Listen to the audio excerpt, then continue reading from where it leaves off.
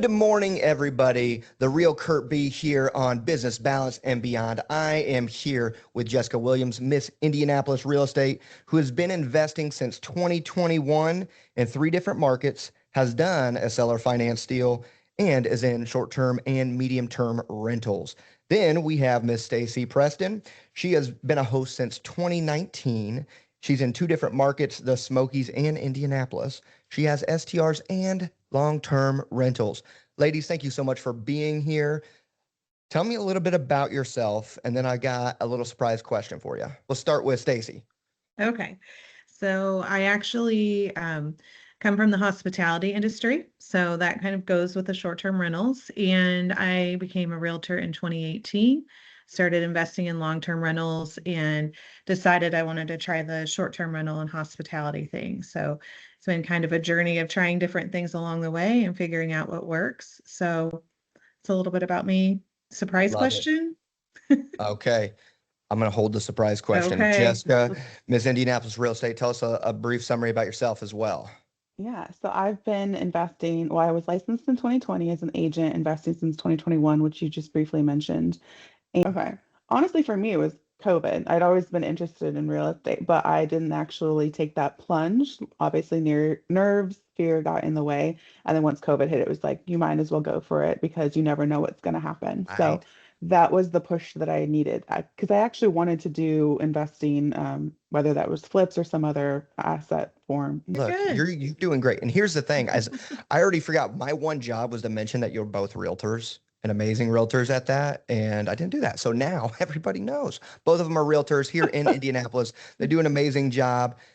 So we'll get their information at the end so people can connect with you.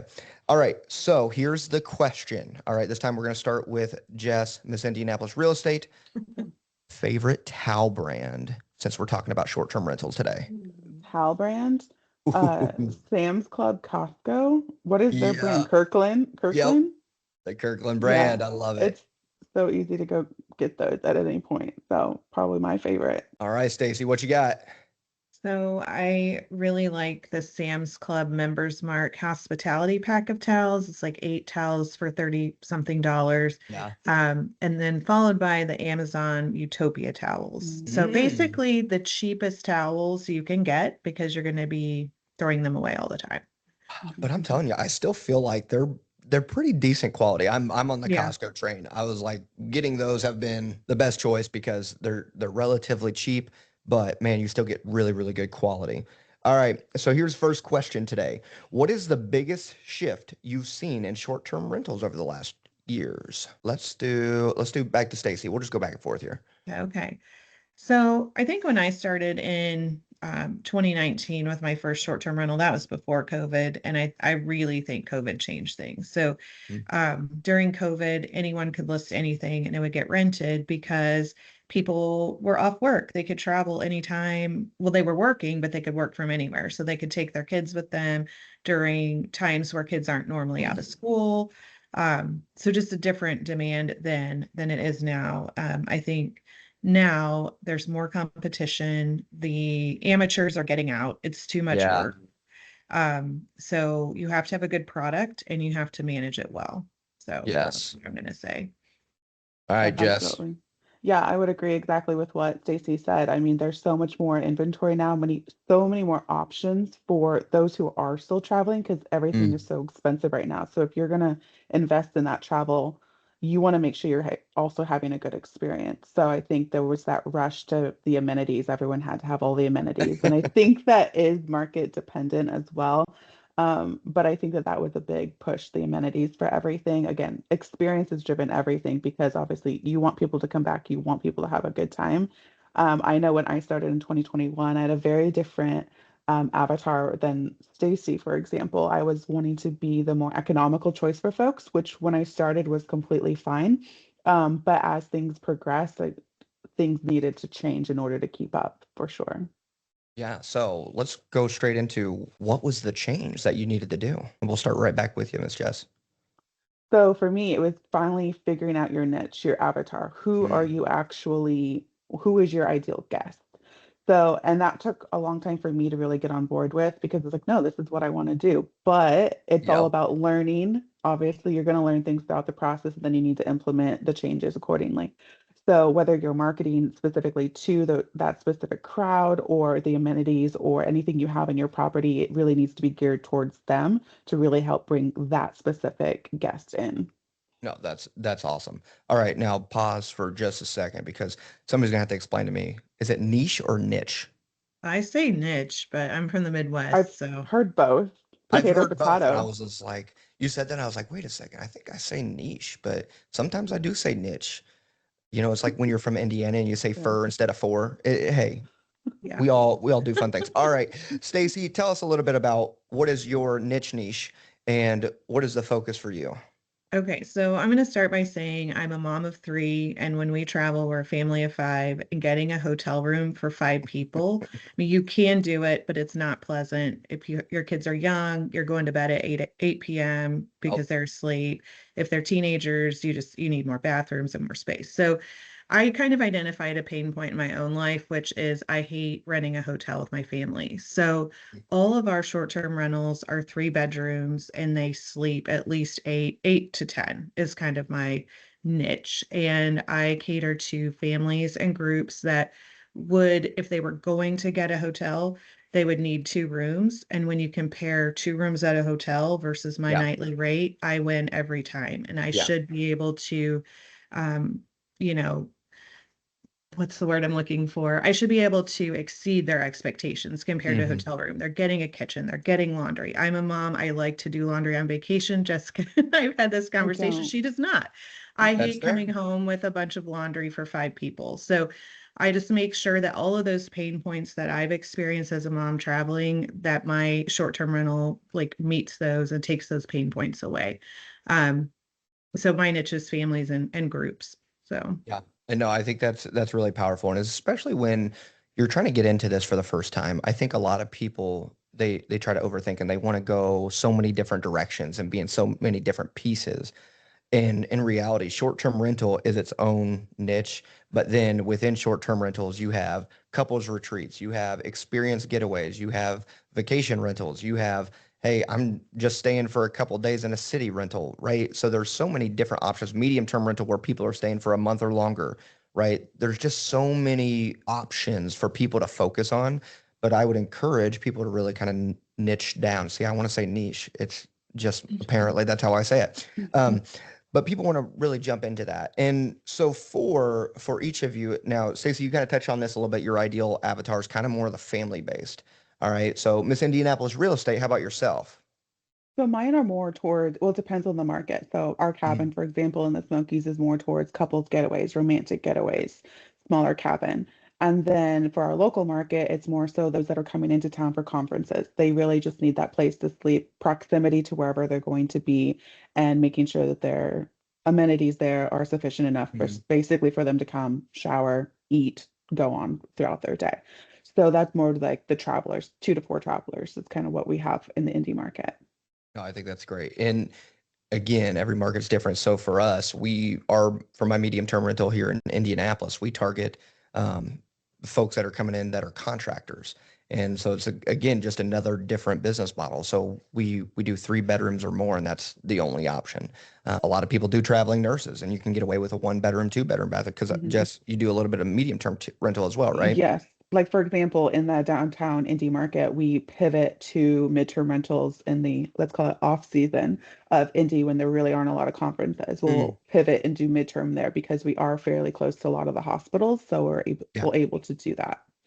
All right. It was really hard for me not to yell pivot, pivot. You All could right. put a pivot There graphic we in go. there. See, that's what we're gonna do. All right. So, Stacy, tell me a little bit about experience. What can we do for guests to really help them have a great experience? And for you, you have a background in hospitality as well. So, give us a little bit on that. I try to make it as easy as possible for the guests that are booking.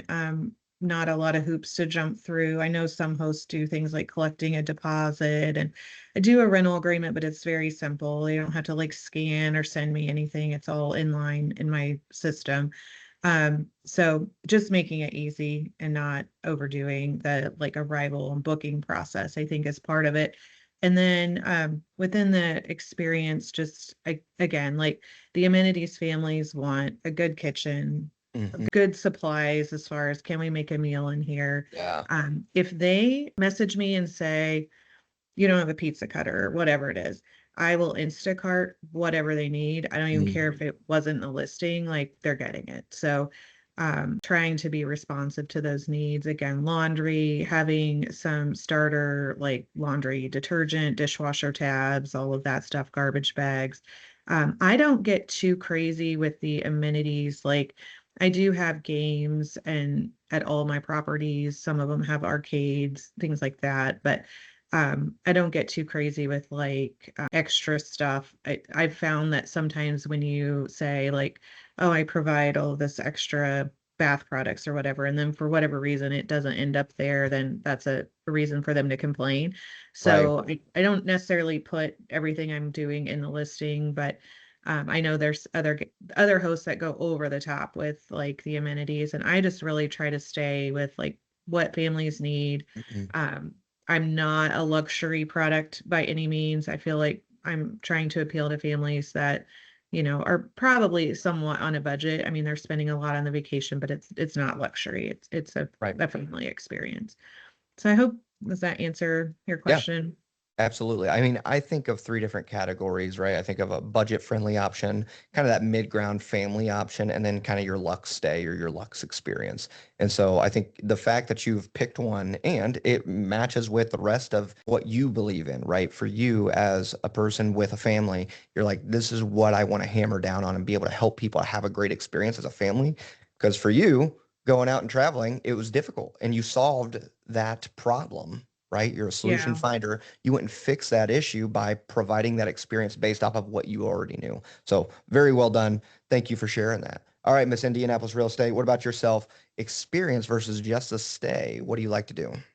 So to Stacy's point, not providing too many amenities because again, if something's broken or not there, they get upset and affects your reviews, etc. So for us, especially in our cabin down in Tennessee, we did a couple of our other properties, but specifically for the cabin, we will provide a lot of extra amenities. Like we do robes, we do last minute items in the bathroom, like quite a few things there. A Mm-hmm. nice coffee bar for fall and winter with a lot of different options there. We don't advertise any of that, but because I want to have lower expectations, so that Yeah. way it's easier to exceed our guest expectations when they're there. And we've Yes. had a lot of, comments, direct comments to us like, oh my gosh, this was great or that was great. You've had the Nice best stocked surprise. kitchen. Like exactly. So again, trying to exceed their expectations by not having it in there. And then if for some reason they were out of Christmas candy K-cups or Yeah. stir sticks or makeup remover wipes, or if somebody forgot to put them out, nobody knows that they were supposed to be there to begin with. So it's Mhm. just kind of one of those things where we try to add to that experience. Yeah, I think that's great. And having that little surprise piece, and then Stacy, you also mentioned sending people something if they don't have it. That's something that we've done as well in ours, where making sure that a guest has that ability, and we put it in a message at the very beginning. Hey, if you feel like anything's missing, please let us know immediately so we can take care of it. And I'll tell you what, people have much better experiences overall when they feel seen and heard for whatever that is. The short-term rental space, a lot of people look at it because they see it as, oh, there's more profit to be made. But I would argue that part of that means that you have to pay so much attention to your guest because it's not the same type of real estate. It's making sure that they have an experience. It's more about the guest than it is necessarily the property, right? And I think that's something that all of us have to think about and people getting into the business. So Well, what would, and I'm going go to ahead. interrupt you real quick. I should have said this earlier, but one thing that I do in both markets is I have an online guidebook, but within that, recommendations for families. So, like when my family goes to the Smokies, we intentionally go to all the things and kind of try it out so that I can say, or if someone even asks me, I'm coming with Mhm. teenagers, do you have any ideas of what to do? I really know what to do because I've done it with my own kids. And Jessica, I know you were doing the same thing in the Smokies on your most recent trip, is just trying Mhm. to know that where I think if you get an investor that's never, and I know there's a lot of investors that have short-term rentals that have never even been in the city. I think that that's hard to be a great host because you are creating that experience. And same with our Indianapolis guests. I mean, I can recommend whatever they need because I'm Yeah. here and I know the market. So I think that as an investor, if you're looking at investing somewhere you've never been or that you don't know or that you don't like, it's going to be really hard to try to sell that to your guests and to help them when they want assistance. And you'd be surprised, like you'd think a lot of times you just want to say, just Google it. Like, why are you asking me? Yeah. But Yeah. people want to know. So Authenticity. I've found that to be something that people have mentioned in their reviews that they appreciate. And our ability to express that as just a regular individual. I mean, I've heard this several times, but the ability to sell something is possible and at the highest level when you truly believe in the product. And so when you can go somewhere and be like, wow, no, my family loves this place too. I love that place. Somebody feels that. They feel that and they Yeah. see that, then they see the extra touches that are in your property that make their stay that much better. All right. So let me ask you this then. Stacy, we'll start with you on this one. What is something that you want to update or fix in one or a couple of your properties now to kind of stand out against the other people in the market? Gosh, I always have a list going. But let's see. I've got a bunk room at one of my cabins that I want to do kind of like an over the top kids room. I feel, and this is in the Smokies where it's highly competitive and you have to stand out. There's 10,000 plus short-term rental listings there, so you cannot be boring. So that it's going to be my next project is just an over the top kids room. I love it. Yeah. All right, Miss Indianapolis Real Estate. How about yourself?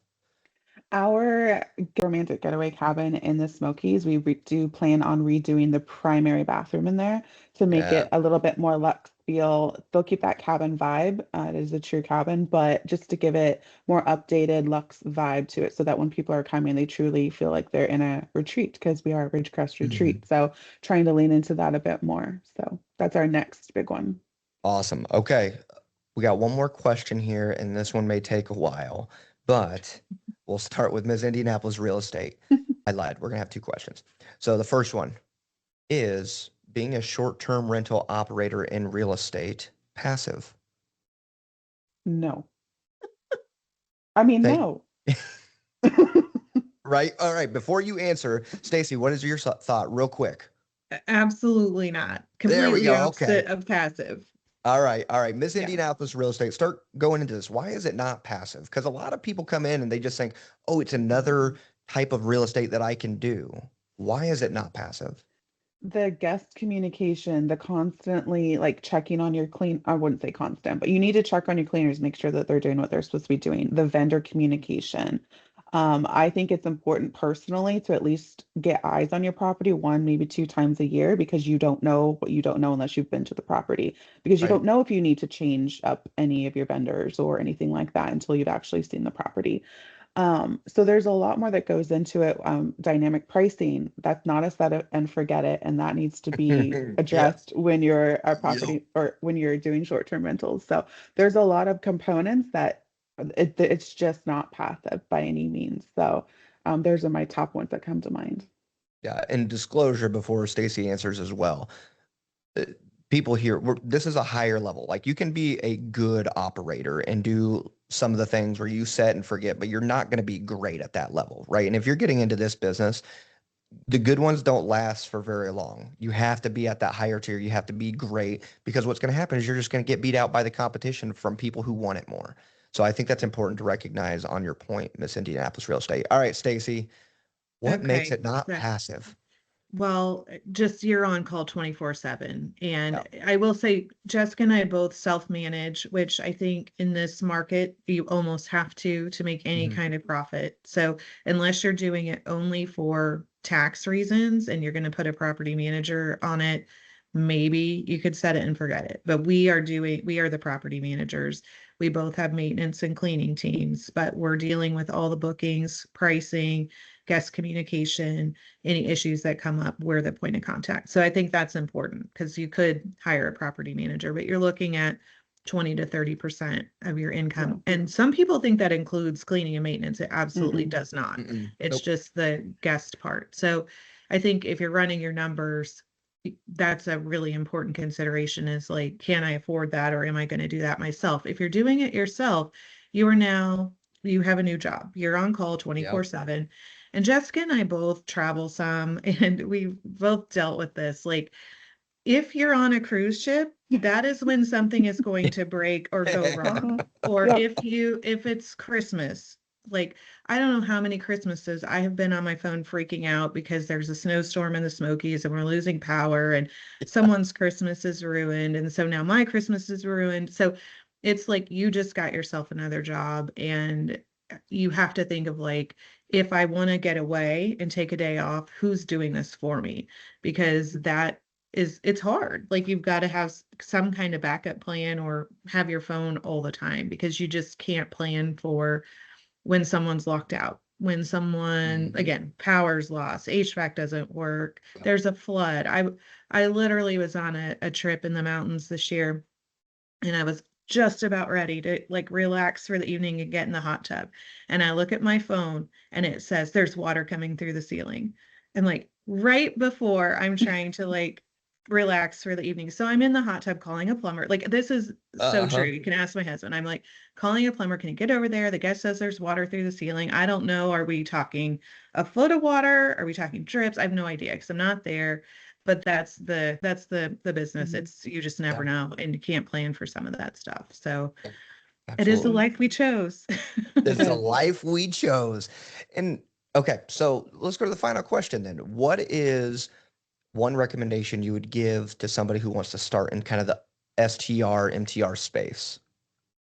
Well, making sure that they know that this is not passive is the most important thing, I think, to mention to any host. Advice is that you're not going to make everybody happy. It's just not possible. Like, some people are just not going to be happy with you, no matter what you do. It doesn't matter if you give them a refund. It doesn't matter if you send everything to them via Instacart. Not everybody is going to be happy. So as long as you can get through with that, then you could be successful in this, but you need to be aware of both of those things. That's Yes. so good. I would say partner with someone that's doing this. When I started, one of my friends was doing it here in the Indianapolis area. I was actually looking at making my first investment in the Smokies, and she gave me the advice of, why don't you start here? Because first of all, it's more affordable. Second, you're here and you can really be a little bit more hands-on and learn it before you try to do it 6 hours away. And I think that was really good advice, because by the time, and I think Jessica will agree, the first one is the hardest, learning your systems and figuring it all out. And I think if I would have done that 6 hours away at the start, that it would have been a lot more stressful. So by the time I went to the Smokies, I already had my operations put together and my systems. I just really had to find my cleaning and maintenance teams, and it was pretty easy. So I think that's really good advice. But having someone like Jessica now is my someone, like, that you can call when things are going bad, and like, what do? I don't know how to handle this, or how do I respond? Or, can you believe this guest gave me a 1 star? We've had this conversation. You have to have someone to vent with and learn with. And Bounce so I think ideas off just, of.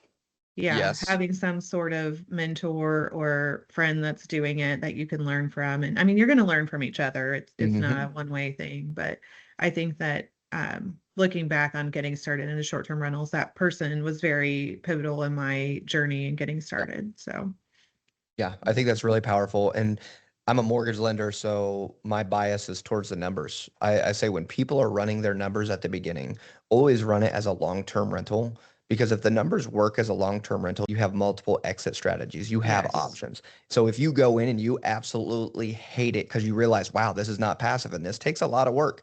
And man, I have to answer the phone on Christmas Day when I'm trying to spend time with my family, but that's a part of the job. That's a part of the gig. That's what the life we chose, as you said, Stacy. And so running those numbers, I think, are really helpful and powerful to make sure you're in the best spot.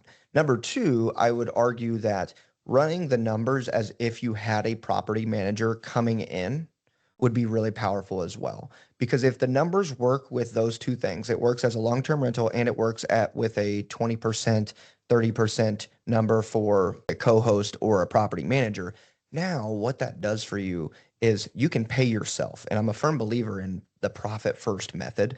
You should be able to pay yourself as a host, not just running that property and saying, hey, long-term wealth is a portion of it, right? It's a big piece of it, but you also want to pay yourself so you're not just getting a job that you're doing for free, right? Right. And then that way, because you're going to be more motivated when you start seeing money coming to you.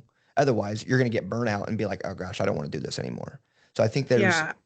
two things with I've it. actually worked with some hosts too that these are just the new hosts, right? They've never done Yeah. it. I think I want an Airbnb. I'm Uh, going to clean it myself. And they don't budget for a cleaning fee. And I think that that is not sustainable in my opinion, like no. because you don't know when you're going to have to clean that thing, and you need to take vacations, you need to be able to get out of town too. So I would absolutely be sure you're running it with cleaning numbers in there as well. And charging the cleaning fee, even if you're the one cleaning it, Mhm. you should be paying yourself for that Yeah, time. So absolutely. All right. Final thoughts here. Thank you so much, ladies, for being on here. And again, if you guys have short-term rental questions, please feel free to reach out to all three of us. Jess, you also host an event here in Indianapolis for this as well. So give a shout out to that here in a second. Tell us, how can people reach you? Sorry. Yep. You can reach me on Instagram, Miss Indianapolis Real Estate, or email journeywithjess89@gmail, or phone number 765-620-7349. Perfect. and Miss I Stacy. am on Instagram at Stacy Preston Realtor. Email stacyprestonrealtor@gmail.com, and phone is 251-422-4317. Perfect. All right. Well, I am the real Kurt B here at Mamba Mortgage. So if you guys have questions on how to finance these deals, once you talk to these two lovely ladies about how to get into that deal, then we'll get those numbers rolling for you. All right. Thank you all for being here so much. And hopefully you learned something today, because these are two rock star agents and investors. Thank you so much for being here. We'll talk to you guys later.